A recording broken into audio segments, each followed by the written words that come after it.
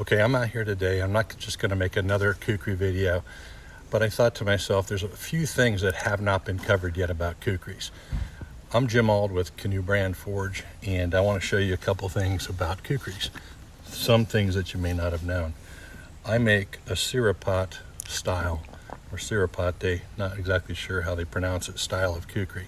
It's called bent grass. That's the interpretation of it. It's not super thick. You can see it goes from about 1/4 inch to a little over 1/4 inch, and it's very fast in the hand. It's not super bent, but there's enough of a bend there. We'll talk about that in a second. But the point I wanted to make first is that a kukri has that bend in it for many reasons. The Gurkha, when they're fighting in the jungles in the dark, they want to know that when they have it in their hand and they point it, that it points directly at their enemy. Even in the dark, if they hear a noise, they don't have to make any adjustments. It's pointed right at the enemy. I make these kukris out of one piece of E-spring. It's a railroad steel. It's straightened out. It's made to flex between 30 million and 50 million times when it's on the railroad. I flatten it out, straighten it out, and ultimately it becomes a Canoe brand kukri. The other thing you see here, on a Grantsford Brooks, one of the finest hatchets made in the world, you see there's a hand geometry between the hand and the blade. I want to point out the similarity with a kukri. The hand and the cutting edge are relatively similar. Some kukris, like the Angola style, are very pronounced here. I choose to have it much thinner and much slimmer, but there still gets a tremendously pronounced chopping edge. Go. The next thing you'll see is that there's a convex edge on the chopping edge of a good hatchet. It's the same thing I forge into every kukri I make. It's a convex edge. There's no concave and it's not flat. This should be designed for chopping.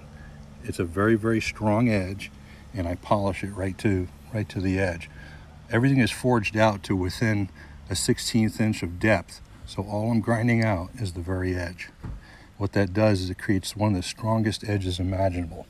You have a steel that's designed to flex continually for years and years on end, and it will do that indefinitely. This steel will come and become a very, very fine shaving sharp edge. So the last thing I want to talk about is that a kukri should be designed to be batoned. These tools are used by the people of Nepal to live on the farm, everything from building their homes to cooking in the kitchen. And they should be designed to be able to do that. Okay, so Canoe brand kukris are designed to be batoned.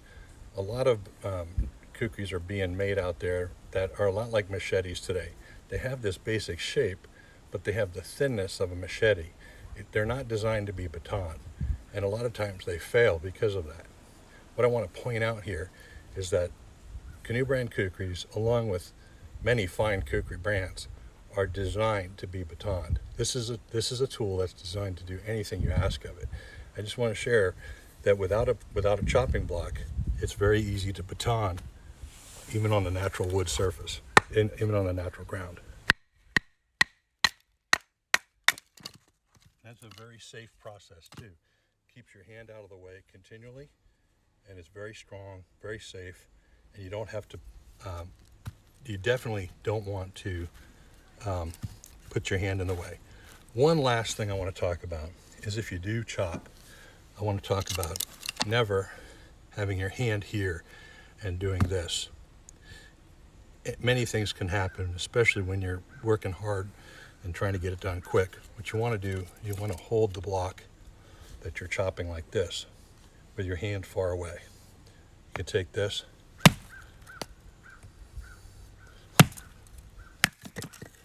and you can split your wood with your hand way out of the way.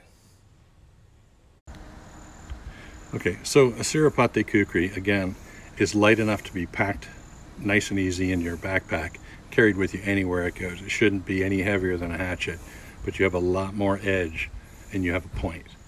So in conclusion, just wanted to share a couple of those points with you. A kukri is an amazing tool.